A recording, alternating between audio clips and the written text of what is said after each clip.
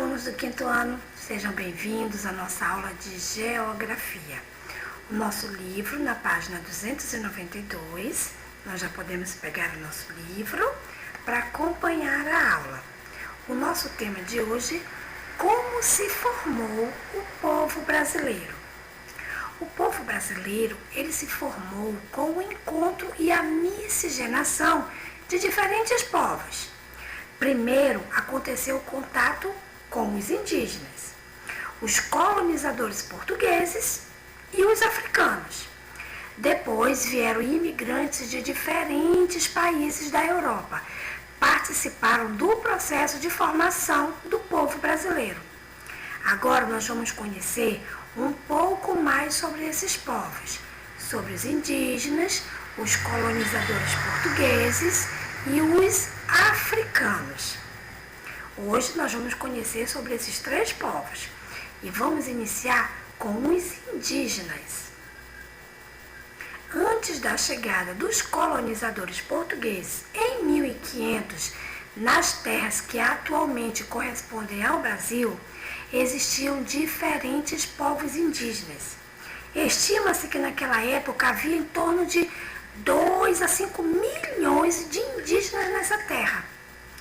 À medida que ocorreu esse contato com os colonizadores, a população indígena começou a diminuir consideravelmente. E por que isso aconteceu? Esses povos, eles passaram a ser escravizados, mortos em conflitos, ou então eles contraíam doenças trazidas pelos portugueses.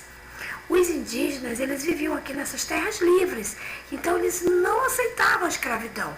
Então eles passaram a lutar e nessas lutas, nessas guerras, eles morriam. Também eles adquiriam doenças que os povos europeus, esse povo trouxeram. Esses colonizadores trouxeram para essas terras. Como eles não eram imunes a tantas doenças, eles acabavam morrendo. Eles contraíam as doenças trazidas pelos portugueses e morriam. De acordo com os dados do IBGE, o que é IBGE? Instituto Brasileiro de Geografia e Estatística, de 2010, calcula-se que hoje a população indígena em nosso país seja por cerca de 897 mil pessoas aproximadamente. Essa estatística ela foi feita no ano de 2010, então pode ter alteração, mas em 2010 o Instituto Brasileiro de Geografia e Estatística fez esse estudo e apurou que a população indígena no nosso país está em cerca de 897 mil pessoas aproximadamente. Vamos dar uma olhada aqui, ó. Essa obra de arte, ela foi reproduzida aqui, ó. Ela é chamada de Descoberta do Brasil e ela foi reproduzida em 1922 pelo artista Oscar Pereira da Silva. E ela retrata os indígenas observando o desembarque de Pedro Álvares Cabral em Porto Seguro no ano de 1500. Aqui, olha, os indígenas, aí os portugueses chegando a Pedro Álvares Cabral e os indígenas aqui admirados, observando, nem imaginavam tudo que ia acontecer, que eles iam ser escravizados, mortos, tanta coisa aconteceu. Vamos agora conhecer um outro povo que participou da formação do povo brasileiro, que foram os colonizadores portugueses. Os portugueses, eles foram os principais colonizadores europeus a participar da formação do povo brasileiro. Essa colonização teve início no século XVI.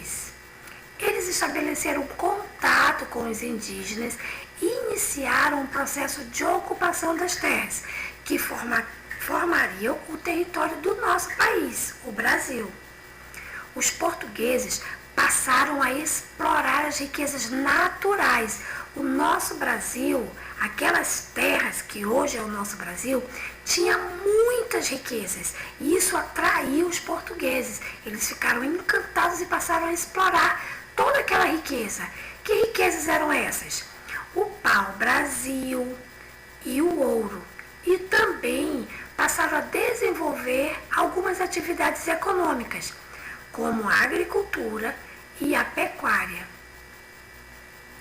Aqui nós temos outro povo que participou da formação do povo brasileiro, que foram os africanos. Entre os séculos XVI e século XIX, cerca de 4 milhões de africanos foram trazidos para o Brasil para serem escravizados. Eles não vieram para o Brasil por vontade própria, eles foram obrigados a virem para o Brasil e aqui eles foram escravizados. Esses povos eram obrigados a trabalhar nas lavouras, nos engenhos de cana-de-açúcar, nas construções, nas minas de exploração de ouro e de pedras preciosas, além de realizar trabalhos domésticos.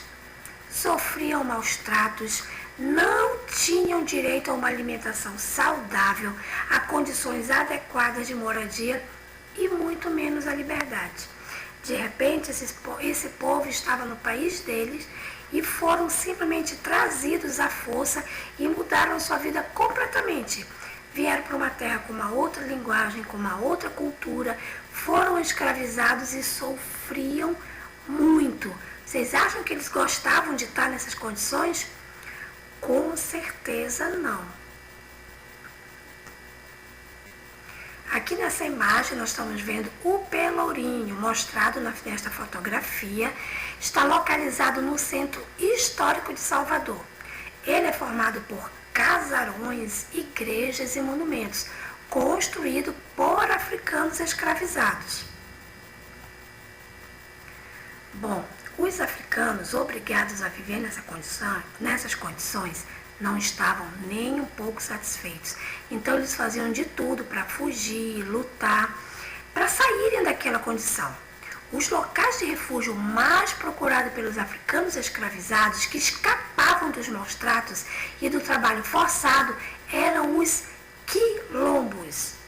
Nesses locais, os africanos se abrigavam e criavam novas relações sociais. Os quilombos eles estavam organizados em comunidades. Com o fim da escravidão, algumas dessas comunidades elas foram mantidas e atualmente elas são habitadas por brasileiros livres, descendentes dos africanos escravizados. Essas pessoas que vivem nos quilombos, que são descendentes daquele povo escravizado, dos africanos, eles são chamados de quilombolas. Os quilombolas preservam parte da cultura africana, como a culinária, danças, músicas, religião e atividades econômicas como a agricultura. Atualmente, segundo a Fundação Cultural Palmares, são reconhecidas mais de 3.300 comunidades quilombolas em nosso país. Observe aí no mapa, onde está identificado algumas comunidades quilombolas. Qual é o estado brasileiro que concentra o maior número de comunidades quilombolas? Vocês vão observar aí, e vão ver em qual estado possui o maior número de comunidades quilombolas. E você pode responder aqui, nesse espaço aqui embaixo mesmo. Bom, agora vamos para as atividades? Peguem o caderno para copiar. Copie e responda no seu caderno de geografia. Primeira questão. Cite os 3 povos estudados hoje que fizeram parte da formação do povo brasileiro. Porque, a partir do contato com os colonizadores, a população indígena começou a diminuir consideravelmente. Questão 3. O que significa a sigla IBGE? 4. De acordo com o IBGE, qual é a população indígena atualmente? Questão 5. Que tipo de riqueza os portugueses passaram a explorar no Brasil?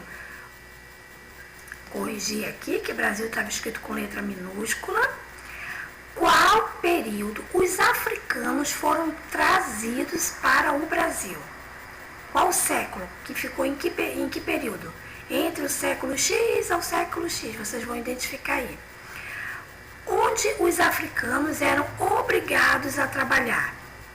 Quais os locais de refúgios procurados pelos africanos? De acordo com a Fundação Cultural Palmares, quantas comunidades quilombolas são reconhecidas no nosso país? Bom, só é vocês refazerem a leitura do texto que essas respostas vão estar bem claras para vocês. A nossa aula terminou, desejo para vocês um excelente dia. Até a próxima!